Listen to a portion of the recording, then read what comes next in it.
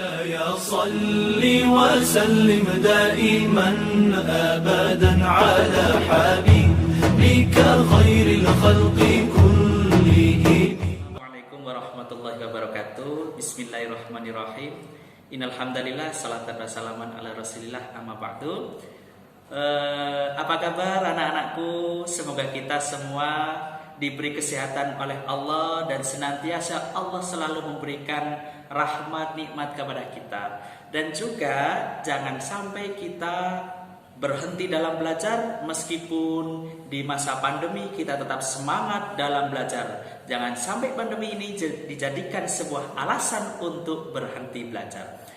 Anak-anakku yang saya cintai dan yang saya sayangi, bertemu lagi dan berjumpa lagi. Kita akan belajar materi kita akidah akhlak. Dan minggu kemarin kita sudah belajar yaitu kalimat thayyibah yang pertama ialah subhanallah. Namun pada perjumpaan ini kita juga akan mempelajari kalimat thayyibah yang pertama, namun ini ialah dalam kata masya Allah. Nah, anak-anakku yang saya cintai dan saya sayangi, maka sebelum belajar marilah anak-anakku membuka buku pelajarannya, ialah di halaman 6, akidah akhlak halaman 6, makna kalimat thayyibah masya Allah. Kalaulah kita melihat kalimat thayyibah, dengar kalimat thayyibah ialah ucapan yang baik, kalimat yang baik yang dimana kita sebagai umat muslim tentu tidak asing untuk mendengar pun juga mengucapkan kalimat thayyibah masya Allah. Apa arti kalimat thayyibah masya Allah? Ialah Allah telah berkehendak akan hal itu. Nah, kalimat thayyibah masya Allah ini sebenarnya kita ucapkan ketika kita kagum terhadap sesuatu. Tapi kalau subhanallah kemarin ialah kita ucapkan ketika kita heran terhadap sesuatu. Contoh, ketika kita jalan-jalan misalkan, jalan-jalan melewati persawahan. Di persawahan itu ada pegunungan, ada perbukitan yang dimana warnanya hijau-hijau, seakan-akan kita melihat itu sungguh luar biasa cerahnya, bukan main. Nah, ketika kita saat melewatinya, kemudian kita mengucapkan masya Allah, sungguh indahnya pemandangan ini, karya Allah, ciptaan Allah yang begitu luar biasa tanpa ada tandingannya. Itu merupakan suatu ucapan. Bahkan kita mengamalkan kalimat thayyibah melihat ciptaan Allah yang begitu agungnya, melihat anugerah Allah, karya Allah yang begitu luar biasanya, pemandangan gunung yang indah, kemudian persawahan yang hijau. Lanjut lagi kita jalan-jalan ke laut melihat ombak, kemudian melihat merasakan angin yang dimana menghembus. Nah, kemudian kita mengucapkan masya Allah karena kita kagum bahwa itu merupakan karya Allah yang dimana tidak ada manusia yang bisa membuatnya bahkan menandingi karyanya Allah.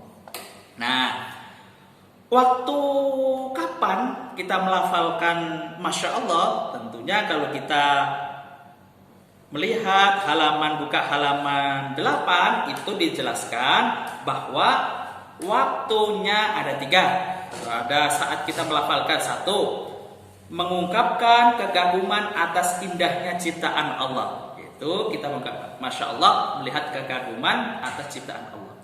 Yang kedua, kita kagum atas baiknya ciptaan Allah. Luar biasanya Allah menciptakan begitu baiknya, begitu indahnya.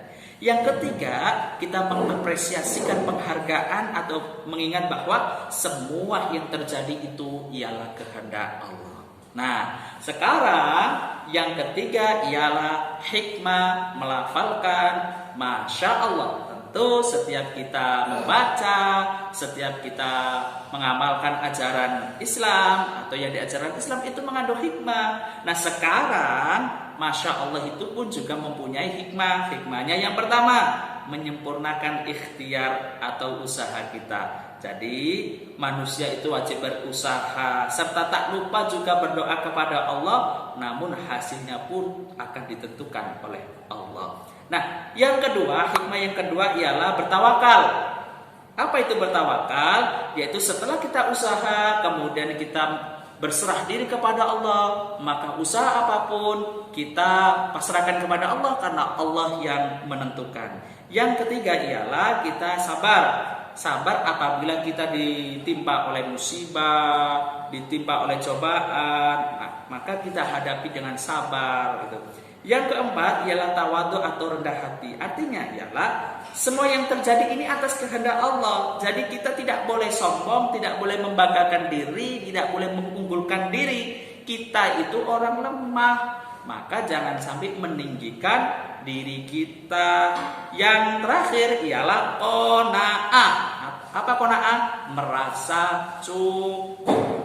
Orang yang menyadari bahwa semua yang terjadi ini ialah menurut kehendak Allah, maka kita merasa cukup apa yang kita miliki sekarang ini merupakan kehendak Allah, maka tentu kita harus selalu qanaah pun juga bersyukur kepada Allah Subhanahu wa taala. Itulah materi kita pada perjumpaan ini, yaitu tentang Masya Allah. Anak-anakku yang saya cintai dan yang saya sayangi, dan kami mohon anak-anakku jangan sampai berhenti belajar, jangan sampai malas belajar. Kita tetap semangat dalam belajar. Ada tugas kita kerjakan, tak ada tugas tetap kita belajar. Oke? Sekian dari Pak Guru, semoga semakin tetap semangat.